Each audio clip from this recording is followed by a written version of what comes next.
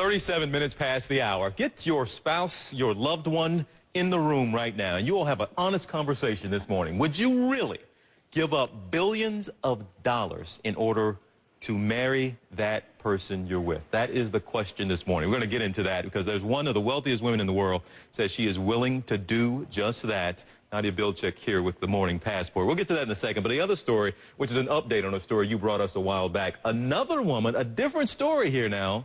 She divorced to try to make her dreams come true. Exactly. Explain this one. Sandra Torres in Guatemala divorced her husband, Alvaro Colom, because she wanted to run for president. And in Guatemala, the spouse, or in fact a relative of the incumbent, cannot run. Okay. So she had a divorce of convenience. But this week, the court ruled that even though she's divorced, she still cannot run because she was married to him for most of his presidency. So that divorce didn't work out too well. It's an odd twist there. I love the story when you first told us about it, but now it seems like they got divorced for nothing. We have any idea what they're going to do now? Remarry? Well, that's what the tabloids are waiting to see. Okay. Will they now remarry for convenience?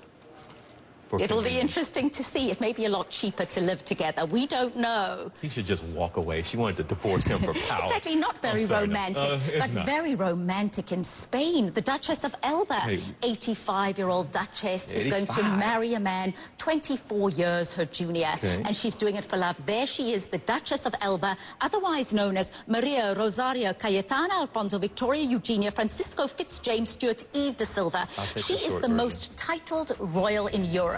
And there she is with the love of her life, Alfonso Diaz, a social security worker. Okay. Now, the family did not want this to happen because she's worth how much, first of all? About $5 billion in art and land. And she is one of the most wealthy, powerful women in Spain.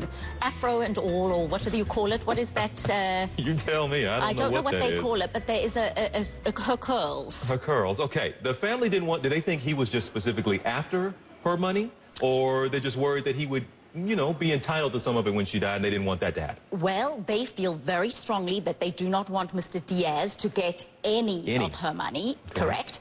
And so what she's saying is, I will give you all the money, and I will placate you so that you rest assured he's not going to get any of it. Now, some reports, Time magazine, for example, is saying she's not giving it up, she's just designating it. And all she's doing is revealing the will to the children and saying, I assure you, when I die, my 12 castles will go to you and not Alfonso Diaz. But others are saying that the 12 castles are already going to her 6 children, who, by the way, have all been divorced. Have all been divorced, but still, she felt strongly enough about it to make everybody feel better. Could they have stopped her from getting married necessarily? Well, even the king, Juan Carlos of Spain, was not happy that she was getting married. I mean, this is a woman who has so much art. She has about 50,000 pieces of art, of Spanish art. So she really is a national treasure, and her artworks are a national treasure. So it'll be interesting to see. But, you know, you asked me earlier, would I give up? So I thought, if I was 85 and I was marrying a hot 64-year-old, I'd give up $1 billion or $2 billion. A hot 64-year-old. Now 60 is the new 20? Is that what it is now? Is that where we are? Well, remains to be seen, but we'll see if the marriage goes ahead. And her children, with a castle each and a couple of £100,000 of paintings and dollars, they'll be fine. All right, Nadia, thank you so much.